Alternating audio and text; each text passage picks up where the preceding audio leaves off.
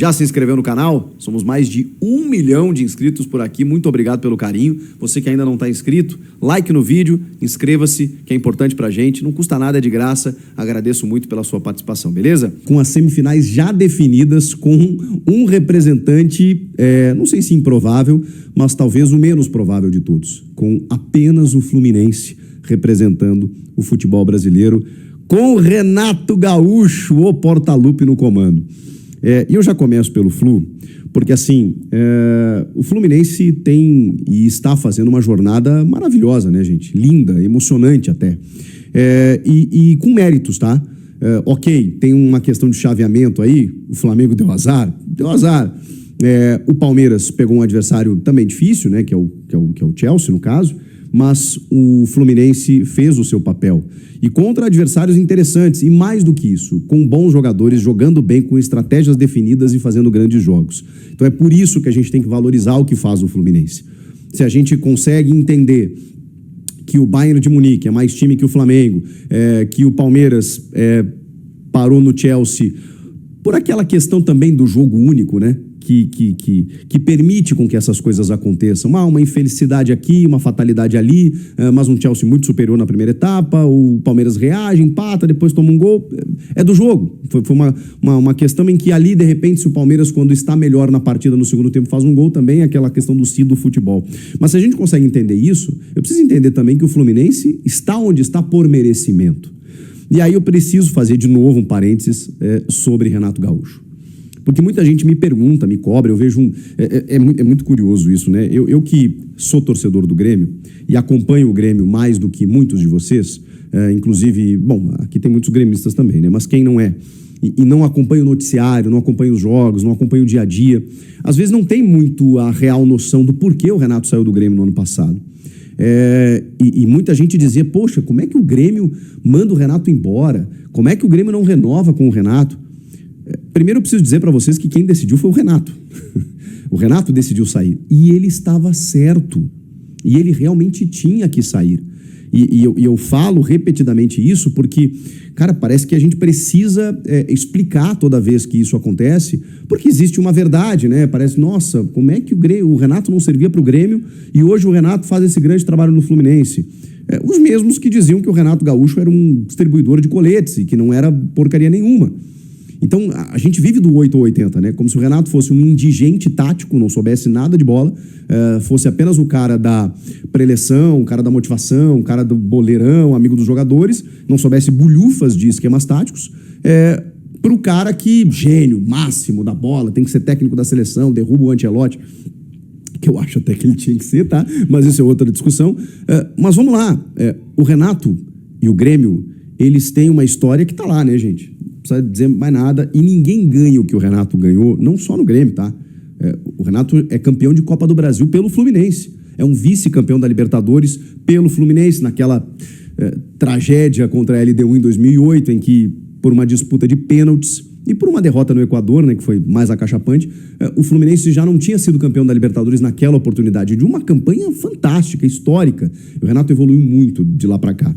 Fez outros grandes trabalhos, o do Flamengo, mais recentemente, poxa, com um baita time nas mãos, ele deixa o time com um aproveitamento de mais de 70%, e aí perde a final da Libertadores para o Palmeiras, nada serve, né? E ele ali naquele momento também pediu para sair.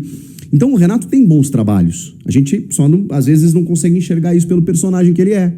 E no Grêmio ano passado tinha um contexto todo complicado.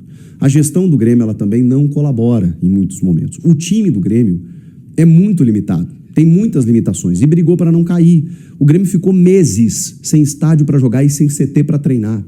E o Renato se inviabilizou porque ele se estressou e se abalou emocionalmente também, como muita gente com a enchente, de várias maneiras. Ele não estava mais rendendo aquilo que a gente sabe que ele pode render. É aquela coisa do ciclo ali. Cara, não quer dizer que nunca mais ele vai treinar o Grêmio, pelo menos não da minha parte, em termos de vontade. Mas naquele momento era necessário. E o Grêmio está sofrendo, não só porque o Renato saiu ou porque o Renato deveria ficar, não é isso. O Grêmio tem uma série de problemas para resolver.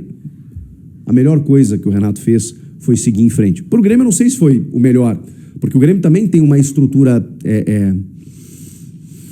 como serei delicado aqui, deficitária.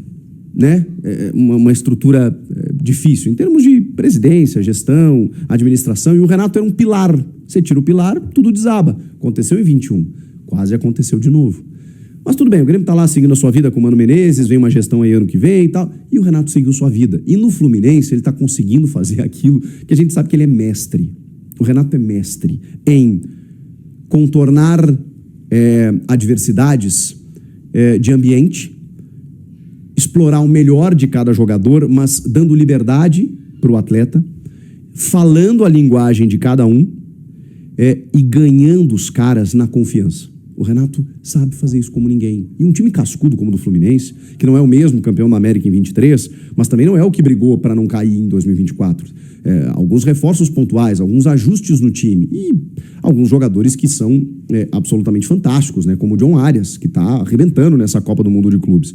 E o Renato, ele sabe a hora de botar o ganso, a hora de tirar, a hora de estruturar mais o meio, a hora de espetar no contra-ataque, a hora de encarar certos adversários. Vai dar certo sempre? A gente não sabe, mas a jornada já é fantástica, até por tudo que o Fluminense tem gerado, através do Renato, inclusive, né? Um técnico brasileiro, desbancando europeus, chegando até uma semifinal. O Renato, que tem toda esse marketing a favor dele, muitas vezes isso lhe prejudica. E nesse momento, com o resultado, né, isso só tende a favorecer. Então, tô achando muito legal, tô feliz. Sei que não sou parâmetro, porque eu sei que a maioria dos brasileiros torce contra os brasileiros, né, porque não quer ver ninguém campeão do mundo. Eu, de verdade, até quero saber a opinião de vocês. Porra, cara, eu acharia muito maneiro se o Fluminense fosse campeão do mundo dessa Copa do Mundo de Clubes. Tamo junto, não ganharam de nenhum europeu, todos os outros brasileiros bateram em algum e os Pepas nada. Cara, isso é uma vergonha, né? Isso é uma vergonha. A gente vê o Palmeiras sendo eliminado de um Mundial sem ganhar de um europeu. Não, falou europeu, falou coisa séria, não tem jeito, não tem tradição o Palmeiras, tá? Boa noite, Samito. Disseram que fomos campeões em cima do pior Chelsea. O que você me diz desse Chelsea de hoje? Bom, não é segredo para ninguém, né? Não é segredo para ninguém que eu não acompanho o futebol europeu a fundo. Então eu fui analisando o jogo de hoje, conhecendo até alguns jogadores, conhecendo que eu não conhecia. E percebi que esse time do Chelsea, tecnicamente, é incomparável com o Chelsea que o Corinthians foi campeão em 2012, campeão mundial. Incomparável. Olha só, Peter Cech, um dos maiores goleiros da história. Davi Luiz, no auge.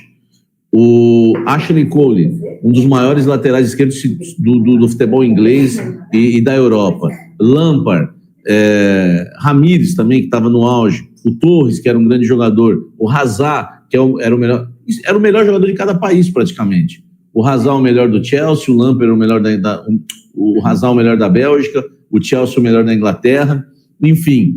E tem gente ainda que quer contestar alguma coisa. Aquele Chelsea, meu amigo, tinha o Oscar no banco, né? Vocês podem até, o Moses, né, que faz aquela finalização para a defesa do Cássio. Enfim, é incomparável. Esse time do Chelsea que eu estou apontando aqui, porque a TV está aqui do meu lado, né, onde eu assisti pela Cazé TV a partida. É incrível, né? O segundo tempo, que o Palmeiras parece que deu uma equilibrada, só aconteceu nos 15, né? Salve a corintiana. Né, gente? O Palmeiras perdeu aí, né? A gente aí acaba tomando isso como uma ótima notícia, né? O Palmeiras aí segue sem Mundial. Até porque, né, seria vergonhoso se o Palmeiras tivesse campeão mundial com o Corinthians na situação atual que está, né? Mas fica aí a questão sobre o Timão, se o Timão vai ou não contratar o Carlos Vinícius, né? Então falando de um jogador muito caro, né? Mas que despertou interesse do clube aí, por algum motivo a diretoria quer contratar esse jogador, né? Bora aguardar aí, né? Esperar baixar a poeira do Mundial para ver o que é que vai acontecer, né? Porque com certeza aí muita novidade vai surgir quando acabar esse Mundial aí, sabemos o campeão, né? Enfim, vai Timão, né, fiel?